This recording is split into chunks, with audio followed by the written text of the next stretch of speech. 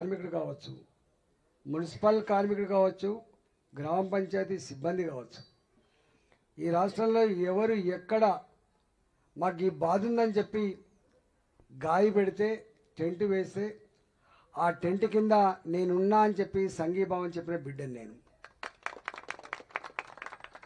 నేను ఒక social welfare హాస్టల్లో పెరిగిన బిడ్డను నేను సోషల్ వెల్ఫేర్ హాస్టల్లో చదువుతున్నప్పుడు మాకు ఆ కటోరతో అన్నం కొలిచిపెట్టినప్పుడు ఆ కొలిచిపెట్టిన అన్నంలో కూడా వచ్చిన తెల్లటి పురుగులు రాళ్ళు ఏరుకొని ఆ పోషణ నీళ్ళచారుతో అన్నం తింటున్నప్పుడు మాకు అనిపించేది నరకం అంటే ఏందో ఇక్కడనే ఉండదు అనిపించింది మాకు. చిన్నతనంలో అంటే హైదరాబాద్లో ఆనాడు మా ఆకలి కూడా తీరకపోతే ఆకలిని తీర్చడానికి మొట్టమొదటిసారిగా గవర్నమెంట్ ఇచ్చిన ప్లేటు, గవర్నమెంట్ ఇచ్చిన గ్లాస్ పట్టుకొని కడుపు నిండా బువ్వ పెట్టాలని చెప్పి గాంధీ జ్ఞాన మందిర్ నుంచి సచివాలయం వరకు ఉద్యమం చేసిన బిడ్డను నేను చిన్నప్పుడు. మా ఉద్యమానికి నాకు తెలిసి చెన్నారెడ్డి గారి ముఖ్యమంత్రి కూడా 78 తట్టుకోలేక మేము పోరగాళ్ళమే కావచ్చు కానీ చిచ్చర పిడుగులాగా కొట్లాడినాము అప్పుడు చిన్న పోరాళ్ళం. అంటే జీవితం అంతా కూడా ఉద్యమాలతో గడిచింది. మొదలైంది అక్కడ. అప్పుడు మొదలైన ఆ పోరాట స్ఫూర్తి, ఎత్తిన పిడికిలి అధికారం ఉన్ననాడు కూడా కొనసాగింది నాకు.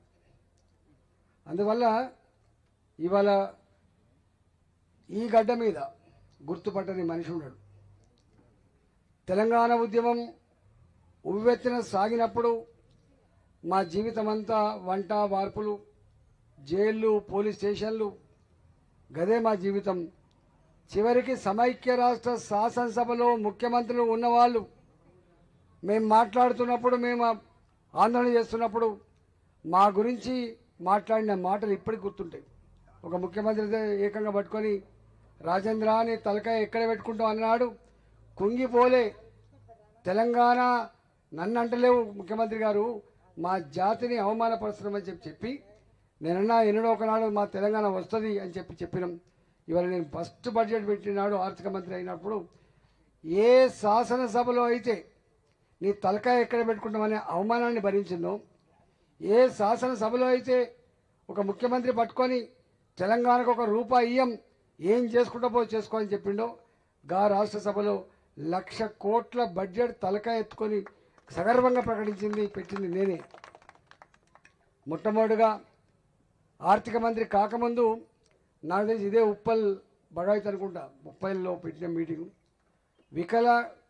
వికలాంగులకి పెన్షన్ పెరగాలని చెప్పి మొట్టమొదటి ఉద్యమం జరిగినాడు. ఆ ఉద్యమంలో నేను కూడా పాల్గొన్న బిడ్డను నేను. ఇవాళ ఆర్థిక మంత్రి అయిన తర్వాత మొట్టమొదటిగా నాకు గుర్తొచ్చిన అంశం ఏంటంటే, నేను ఈ సోషల్ వెల్ఫేర్ హాస్టళ్లలో ఇవాళ గవర్నమెంట్ స్కూళ్ళల్లో ఏ పిల్లలైతే ముక్కిపోయిన బువ్వ తింటున్నారో, ఆ ముక్కిపోయిన బువ్వ కూడా చాలని బువ్వ తింటున్నారో, దీనికి పరిష్కారం కావాలి, అట్లయితే నేను ఆర్థిక మంత్రికి అది సార్థకమైందని చెప్పి మొట్టమొదటిగా ఈ రాష్ట్రంలో గవర్నమెంట్ స్కూళ్ళల్లో, గవర్నమెంట్ హాస్టళ్లలో సన్నబియ్యం మాత్రమే కాకుండా తినే అంత అన్నం పెట్టాలని చెప్పి 175 గ్రాములు 165 గ్రాములు తీసేసి కడుపు నిండా అన్నం పెట్టమని జీవో నేనే ఇచ్చినప్పుడు ఇవాళ కొనసాగుతుంది.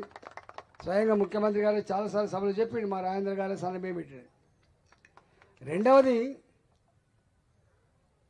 ఇవాళ చాలామందికి తెలియదు, ఇక మా అన్న ఇక్కడనే ఉన్నాడు, ఒక 40-50 రోజులు ఎవరు కోరలే నన్ను వచ్చి ఈ సమస్య ఆ సమస్య అని ఊరికే దరఖాస్తు ఇచ్చినప్పుడు నేనన్నా, మీరు ఇచ్చిన దరఖాస్తు అన్నిటికీ పరిష్కారం చూపే బాధ్యత నాదే అని చెప్పి 50 రోజులు అసెంబ్లీలో మాకు చాలా ప్రెస్టీజియస్ హాల్ ఉంటుంది, హాల్ నెంబర్ 3 అని చెప్పి, వాళ్ళకి ఎవరు రానియరు, ఐఏఎస్ ఆఫీసర్లు మంత్రులు తప్ప ఎవరు రానియరు. కానీ నేను ఒక 40 రోజులు 50 రోజులు ఈ భూమి మీద ఎన్ని కులాలు ఉన్నాయో, ఎన్ని వర్గాలు ఉన్నాయో, ఎన్ని సంఘాలు ఉన్నాయో వాళ్ళందరినీ కూడా పిలిపించుకోండి. నేను ఒక్కొక్క రోజు 4 సంఘాలు 5 సంఘాలు పిలిపించుకొని నేనే వాళ్ళ కడుపున భోజనం పెట్టి మంచిగా మీ బాధ అయింది, నువ్వు దరఖాస్తు ఇచ్చి దండం పెట్టే పరిస్థితి ఉండొద్దని చెప్పి నేను అన్ని రకాల సమస్యలు విని లాస్ట్కు 2 నిర్ణయాలు చేసిన. వీళ్ళ మొత్తం దుఃఖానికి కారణాలు వెతుక్కొని నేను చెప్పిన, అరే ఈ అణగారిన వర్గాలకు చివరికి కులం కూడా సర్టిఫికేట్ ఇవ్వదు, కుల సర్టిఫికేట్ కూడా ఇవ్వరు. నేను వచ్చే నాటికి చాలా కులాలు కుల సర్టిఫికేట్ ఇవ్వకపోతే ఏ కులాలకైతే గుర్తింపిందో ఆ కులాలలో పోయి సర్టిఫికేట్ తెచ్చుకునేళ్ళు. అంటే గంత దీనంగా ఉండే అన్ని కులాలకు మొట్టమొదటిగా కుల సర్టిఫికేట్ ఇప్పించింది అప్పుడు నేనే, చాలామంది తెలియదు. రెండవది చేసిన పని ఏంటంటే, ఇవాళ ఈ కులాలకి 5 పైసల బిల్ల కూడా బ్యాంకులు లోన్లు ఇవ్వవు. వాళ్ళు మారవాళ్ళ దగ్గర తెచ్చుకుంటారు, సావుకారు దగ్గర తెచ్చుకుంటారు కుదోబెట్టి. అసలు వాళ్ళకి కొంత వెసులుబాటు కావాలని చెప్పి మొట్టమొదటిగా నేనే బ్యాంకులకు చెప్పి చెప్పి చెప్పి యాసకు వచ్చి చివరికి ఒక స్కీమ్ ప్రవేశపెట్టిన. బ్యాంకులతో సంబంధం లేకుండా నేరుగా ప్రభుత్వమే పేదలకు ఒక 50,000 రూపాయలు ఫ్రీగా ఇచ్చేటువంటి స్కీమ్ ఆ రోజు నేనే తీసుకొచ్చాను. 50,000 రూపాయలు ఫ్రీ, 1,00,000 రూపాయలు ఇస్తే 20,000 ఏమో మీరు కాంట్రిబ్యూట్ చేయాలి, 80,000 రూపాయలు గవర్నమెంట్